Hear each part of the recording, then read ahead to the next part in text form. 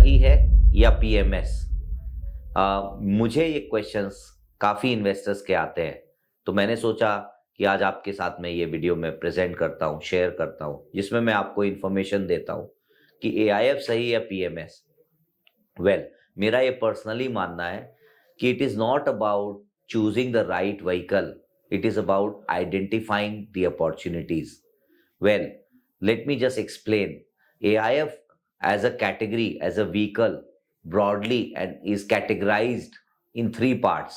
You have category one, which essentially invest in startups.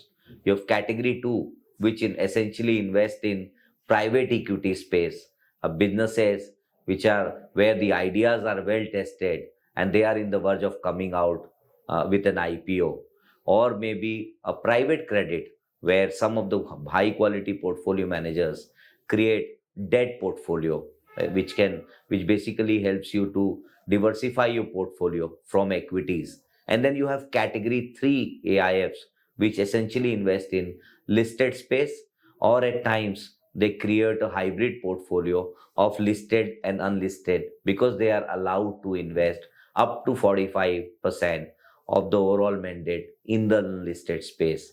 And then you also have one more category that is called hedge fund, which is nothing but basically a hybrid fund where if you are an investor who doesn't want to take too much of risk, then they create a long short portfolio.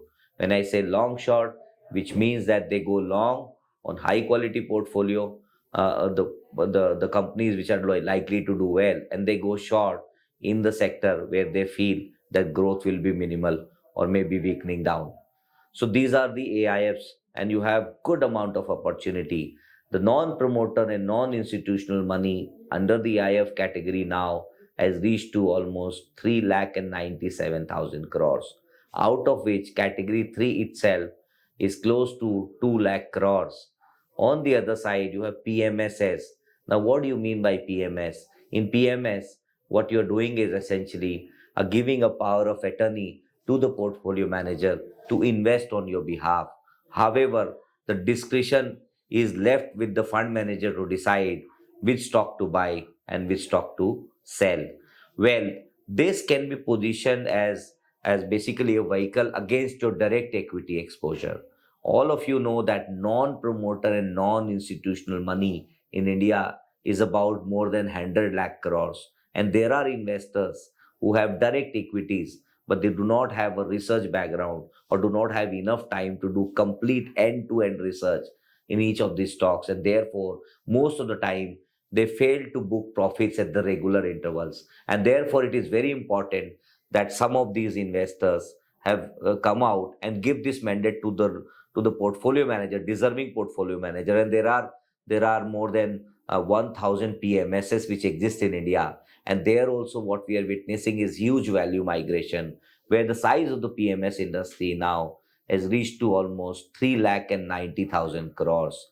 And these deserving managers bring about almost a decade of track record in terms of beating the benchmark and delivering the deliverables in the hand of investor to the tune of 22 to 25%. That's the kind of performances that has been delivered by this portfolio manager. Well, there is no guarantee that these performances will be repeated, but this is just a data and no recommendation here. So I would say that, look, AIF sahi hai ya PMS sahi hai, that's not the question. The question is, what is the opportunity? Who is the fund manager?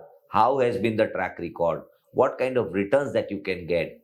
And to explore this and to navigate this entire space, please feel free to reach out to a team of experts at altportfunds.com. Book a call with a team, NISM qualified experts, and they would be able to navigate this space. They would be able to help you navigate this space even more meaningfully and give you all the data points which are required for you to be able to take the right decision for your hard-earned money. With that, I would like to conclude my remarks here. Thank you.